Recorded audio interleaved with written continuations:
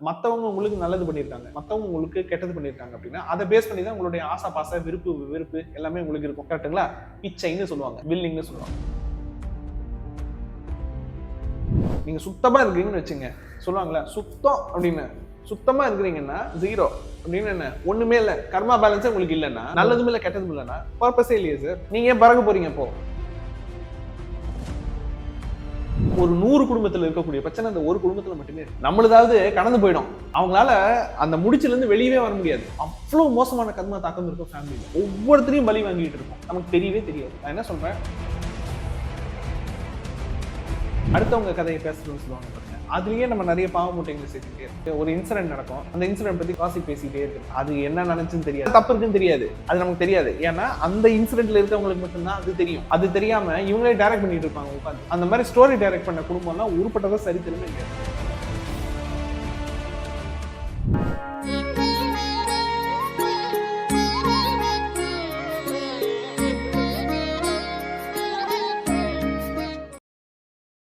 Varahi TV நேயர்கள் அனைவருக்கும் வணக்கம். நான் உங்க ஜித்து. இன்னைக்கு நம்ம கூட இருக்கக்கூடிய ஸ்பெஷல் கெஸ்ட் யாரு அப்படின்னா டிஎன்ஏ ஆஸ்ட்ராலஜர் விஷால் தான் இருக்கிறாரு. வணக்கம் சார். வணக்கம் சார். சார், இப்போ ஒரு ஜாதகக்காரருக்கு பூர்வ புண்ணிய யோகம் இருந்தா எப்படி வெளிப்படும் சார்? ஆக்சுவலா வந்து அவங்க பூர்வ புண்ணியம் அப்படின்னு சொல்லிட்டு நீங்க அந்த வார்த்தையிலேயே நீங்க கொஞ்சம் கவனிச்சு பாருங்களேன். நீங்க இந்த ஜாதகத்துல பூர்வ புண்ணியம் நிறைய பேர் பேசுறாங்க. ஆக்சுவலா அந்த புண்ணியம்ன்றது வந்து என்ன, முன்னாடி ஒரு பிறவில நம்ம செஞ்ச நல்லது, அதுதானே பூர்வ புண்ணியம். ஓகே, ஒண்ணு அப்படி எடுத்துக்கலாம். இன்னொரு பெர்ஸ்பெக்டிவ் என்னன்னா, மூதாதையர்கள் செஞ்ச நல்லது, பரம்பரையில முன்னாடி நம்மளுடைய தாத்தா பாட்டி நல்லது அவங்க செஞ்ச நல்லது. எங்கேயாவது இந்த ஜோதிட பாஷையில, எங்கேயாவது இந்த ஜோதிட நூல்ல பூர்வ பாவம்ன்ற வார்த்தை கேள்விப்பட்டிருக்கீங்களா? கேள்விப்பட்டது இல்ல சார். பூர்வ புண்ணியம் இருந்துச்சுன்னா பூர்வ பாவம்னு இருக்கணும்ல. ஆமா. ஏன் இல்ல? ஆமா. நான் சரி இன்னொன்னு கேக்குறேன், ஒரு பிறவி முழுக்க நம்ம வாழ்றோம் சார், 60 வயசு வரைக்கும் வாழ்றோமோ 50 வயசு வரைக்கும் வாழ்றோமோ, நல்லது மட்டும்தான் நான் செஞ்சிருப்பேன்னு யாராச்சும் உத்தரவாதம் கொடுக்க முடியுமா? இல்ல கெட்டது மட்டும் தான் செஞ்சுட்டு இருப்பேன்னு யாராச்சும் உத்தரவாதம் முடியாது. கலந்தானே இருக்கும். நம்ம செய்யற ஒவ்வொரு செயலையும் அதனுடைய விளைவுக்கு தகுந்த மாதிரி நல்லது கெட்டது வால்யூம் வித்தியாசப்படலாம், ஆனா நல்லது கெட்டது கலந்தா இருக்கும். அப்ப பூர்வ புண்ணியம் மட்டும் இருக்குது, பூர்வ பாவம் ஏன் இல்ல? ஓகேங்களா, அது வெறும் வார்த்தை, அவ்வளவுதான். அது வந்து 5ஆம் பாவம்னு சொல்லப்படுது ஜோதிடத்துல, அப்படி ஒரு கருத்து இருக்கு. ஓகேங்களா, ஆனா உங்களுடைய ஒட்டுமொத்த ஜாதகமே உங்களுடைய பூர்வ ஜென்ம கர்மானுடைய ஒரு தொடர்ச்சி தான் உங்களுடைய ஒட்டுமொத்த ஜாதகம். ஒட்டுமொத்த ஜாதகமே பூர்வ புண்ணியம்ன்றது இவங்க சொல்றது வெறும் 5ஆம் பாவம் மட்டும்தான். அப்போ மிச்சம் 11 பாவம் என்ன ஆகுறது? லக்னம்ல இருக்குல்ல, லக்னம்னா நீங்க, அதுதான் 1ஆம் பாவம். நீங்க யாருன்றதை டிஃபைன் பண்றது லக்னம் தான். உங்களுடைய தாயார், உங்க தாயாரை பத்தின தகவலை தெரிஞ்சுக்கணும் அப்படின்னா உங்களுக்கு இருந்து 4ஆம் பாவம். 9ஆம் பாவம் அப்பா. 5ஆம் பாவம் சொன்னீங்க பாருங்க, அது வந்து தாத்தா, யாருன்னா அப்பாவோட அப்பா. இதே அம்மாவோட அப்பா தெரிஞ்சுக்கணும்னா 12ஆம் பாவம். ஓகேங்க, அப்போ இது எல்லாமே கணக்கு பண்றது எப்படி? 1ல இருந்து தான் நம்ம கணக்கு பண்றோம். 1 யாருன்னா அதான் நம்ம. ஓகேங்களா, இப்போ இன்னொரு கூடுதலான ஒரு தகவல் சொல்றேன். இப்போ உங்க தாயாருடைய ஒர்க்கிங் ஹேபிட், உங்க தாயாருடைய ரெகுலர் ஆக்டிவிட்டிஸ், வீட்டுல செய்யக்கூடிய வேலையா இருந்தாலும் சரி, ஆபீஸ்ல செய்யக்கூடிய வேலையா இருந்தாலும் சரி, ப்ரொஃபஷனல் ஒர்க்கா இருந்தாலும் சரி, அன்அஃபிஷியலா அவங்க ஏதாச்சும் ஒரு ப்ரொஃபஷனை எடுத்து பிசினஸா பண்ணிட்டு இருந்தாலும் சரி, அவங்க ஒரு கர்மம் செய்யறாங்கல்ல, அவங்க ஒரு ஆக்டிவிட்டியில இன்வால்வ் ஆகுறாங்க இல்லைங்களா, அதுதான் உங்களுடைய ஜாதகத்துல உங்க லக்னமும் 9ஆம் பாவமும் அதை பேஸ் பண்ணி தான் இருக்கும். ஓகேங்க, அப்ப உங்க லக்னமே நீங்க கிடையாது, உங்க அம்மாவுடைய வேலை.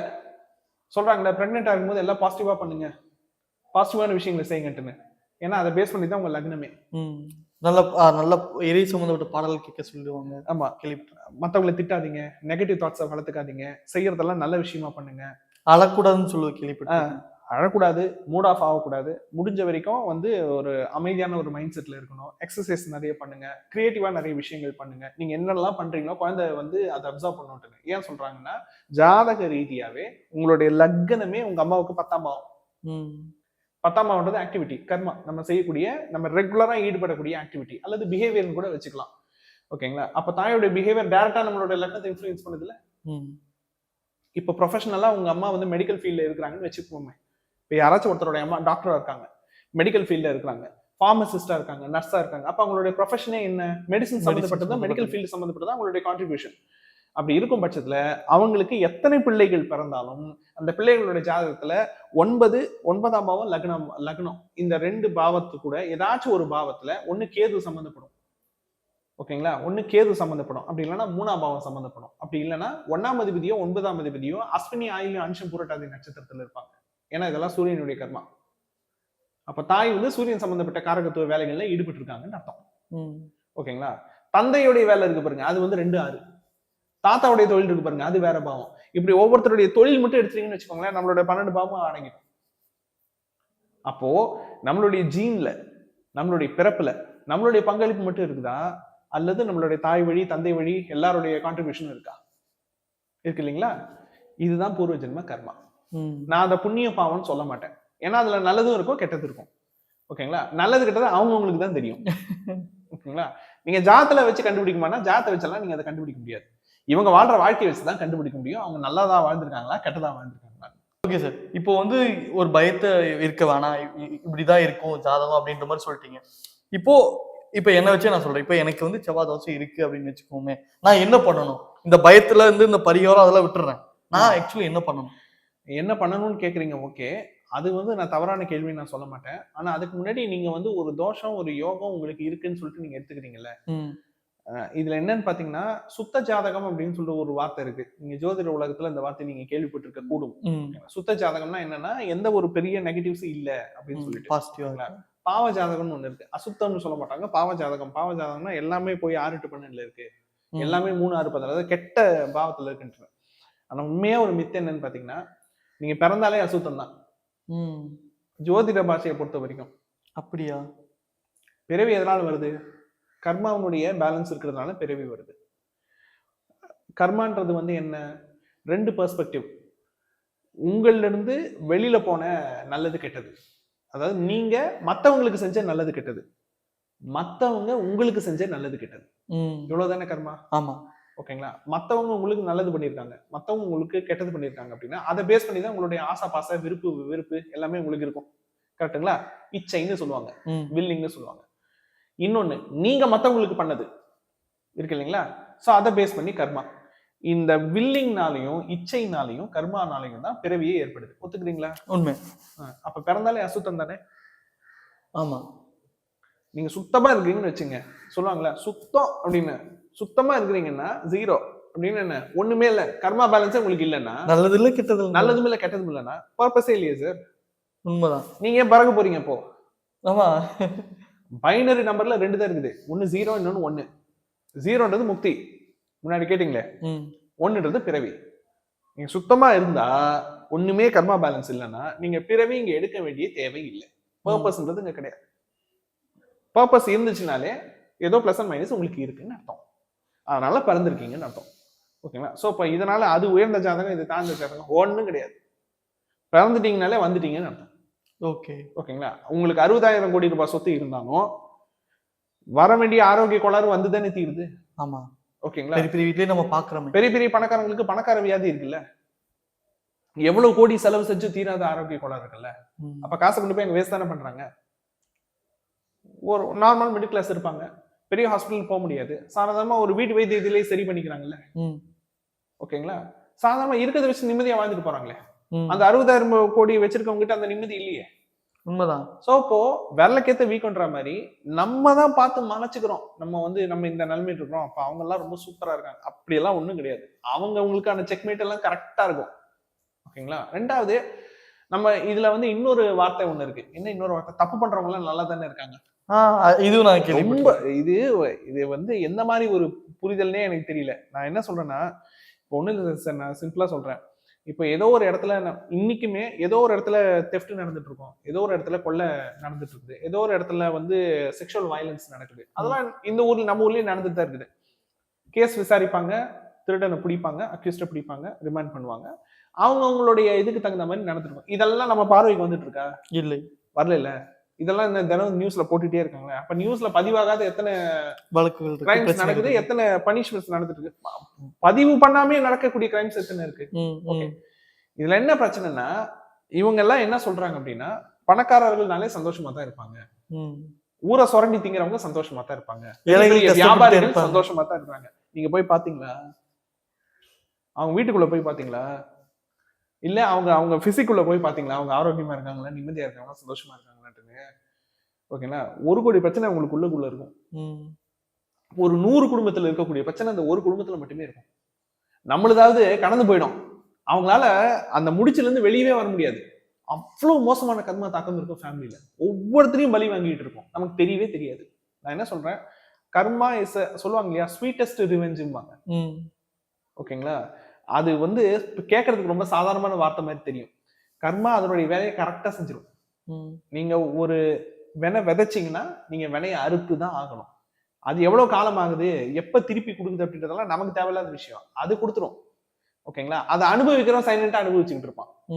ஆனா பார்க்கும்போது வெளியில மீசைக்கு மண் ஓட்டல அப்படின்ற மாதிரி அப்படி பதிவிசா வெளியில சுத்திக்கிட்டு இருப்பாங்க ஒழிய, மத்தபடி கர்மா அவர்களுக்கான அந்த அந்த பேலன்ஸ் சொல்லுவாங்க பாருங்க, பதிவு ஒன்று பாருங்க, அந்த பதிவு அவங்க அவங்க வந்து எதிர்கொண்டுட்டு தான் இருப்பாங்க, அதை அனுபவிச்சுட்டு தான் இருப்பாங்க, அதை தீர்த்துக்கிட்டு தான் இருப்பாங்க. நீங்க சொல்லும்போது நான் இந்த விஷயம் எனக்கு ஞாபகம் வருது. நிறைய இந்த மிடில் கிளாஸ்ல இருக்கவங்க, கொஞ்சம் போரா இருக்கவங்க வந்து அதிகமா சொல்ற வார்த்தைனா, நான் கஷ்டப்பட்டுட்டு இருக்கேன், கஷ்டப்பட்டுட்டே இருக்கிறேன், எனக்கு எப்போ நல்ல விடிவு காலம் வரும், நான் எப்போ பணக்காரன் அப்படின்ற ஒரு கொஸ்டின் ரைஸ் ஆகிட்டே இருக்கிறத நான் பார்த்துட்டே இருக்கேன். அது பணக்காரரா இருக்கிறது எவ்வளவு பெரிய கஷ்டம்ன்றது பணக்காரங்களா இருக்கிறவங்களுக்கு தான் தெரியும். ஓகேங்களா? 2 விஷயம். ஃபர்ஸ்ட் இருக்கிறத காப்பாற்றணும். எல்லாத்துக்கும் மேல இருக்கிறத கணக்கு காட்டணும். ஓகேங்களா? இங்க இங்க இங்க வந்து ஒரு பைசா விடாம நான் கணக்கு காட்டி பணக்காரனானு சொல்லிட்டு ஒரு கோடி சொல்றேன்னு நீங்க சொல்ல முடியாது. உண்மைதான், சொல்ல முடியாது சார். நான் சொல்றது உங்களுக்கு வந்து உங்களுக்கு அஃபென்ஸ் மாதிரியே தெரியலாம். ஆனா பிராக்டிக்கல் ட்ரூத் இதுதான். 1 லட்சம் கோடி வச்சிருக்கவங்க, 10 லட்சம் கோடி வச்சிருக்கவங்க, 30 லட்சம் கோடி வச்சிருக்கவங்க, இத்தனை ஆயிரம் கோடி வச்சிருக்கவங்க, ஒவ்வொரு பைசாவும் நான் கணக்கு காட்டி தான் நான் பணக்காரனானேன். சத்தியம் பண்ணி சொல்லுங்க பார்ப்போம். முடியாது, வாய்ப்பே கிடையாது. ஓகேங்களா? அப்போ அந்த விஷயத்தை பாதுகாக்கிறதுன்னு ஒண்ணு இருக்கு பாருங்க, அதுக்கே அவங்க ஆயுசு முழுக்க போயிடும். ஆமா, கரெக்ட் தானே? நம்ம வந்து அசால்ட்டா நமக்கு சொந்தமா ஒரு அதிகபட்சம் ஒரு வீடு இருக்கும். கரெக்ட் தானே? அதிகபட்சம் ஒரு வண்டி, அதுவே நிறைய பேர் இஎம்ஐல வாங்கியிருப்பாங்க. ஒரே ஒரு பையன் 2 பொண்ணு, அவன் பாட்டுக்கு கல்யாணம் பண்ணி கொடுத்துருப்போம், படிக்க வச்சிருப்போம், சிம்பிளா முடிச்சுட்டு போயிட்டே இருப்போம். ஆனா அவங்க அப்படி கிடையாது.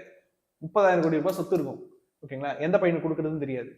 கூட பிறந்தவங்களை எத்தனை பேர் ஆட்டை போடுறதுக்கு வருவாங்கன்னு தெரியாது. ஓகேங்களா? அந்த ஒரு ட்ராமா இருக்கு பாருங்க, அந்த ட்ராமாலாம் ஃபேஸே பண்ண முடியாது.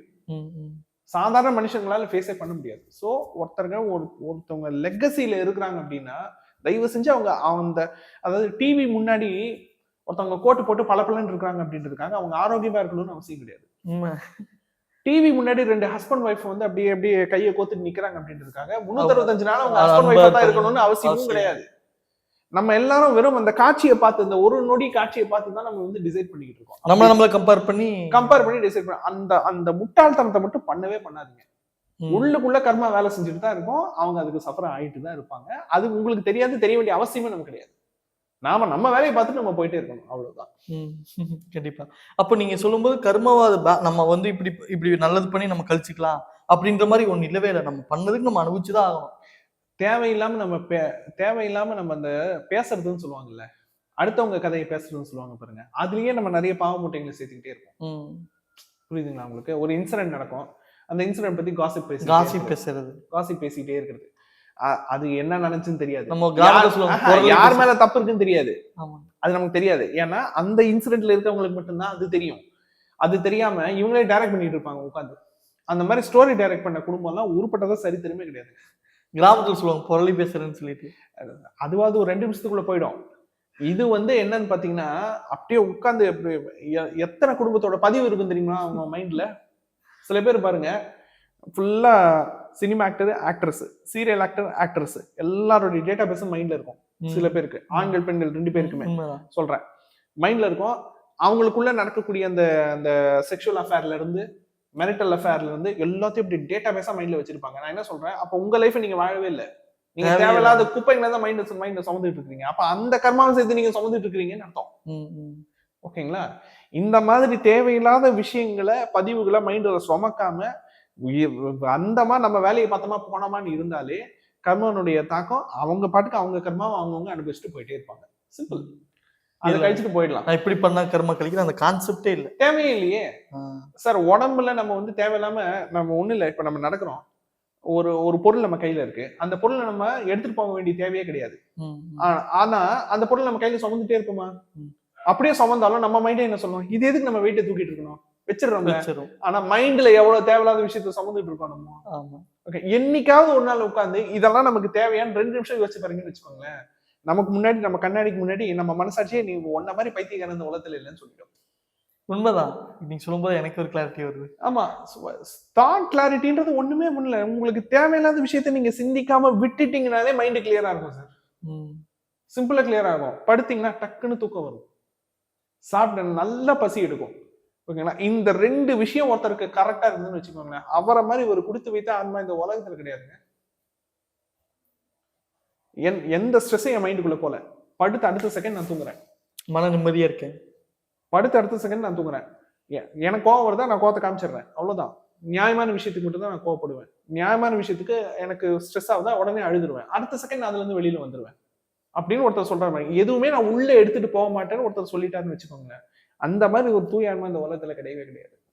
உண்மையிலேயே அவர்கள் கொடுத்து வைத்தவர்கள். அவங்க எப்படி வேணா இருக்கட்டும், ஆனா உள்ளுக்குள்ள அவங்க நிறைவா இருக்கிறாங்க. ஓகேங்களா? உள்ளுக்குள்ள அவங்க குப்பையை வச்சுட்டு உட்காந்துட்டு இல்ல. உண்மைதான். ஆமா, மத்த இடத்துல இருக்கிற குப்பையெல்லாம் நம்ம கிளீன் பண்ணிக்கிறோம், இதுக்குள்ள இருக்கிற குப்பையை நம்ம எங்க போய் கிளீன் பண்றது? அதை கிளீன் பண்றதுக்கான இடம் தான் மெடிடேஷன்.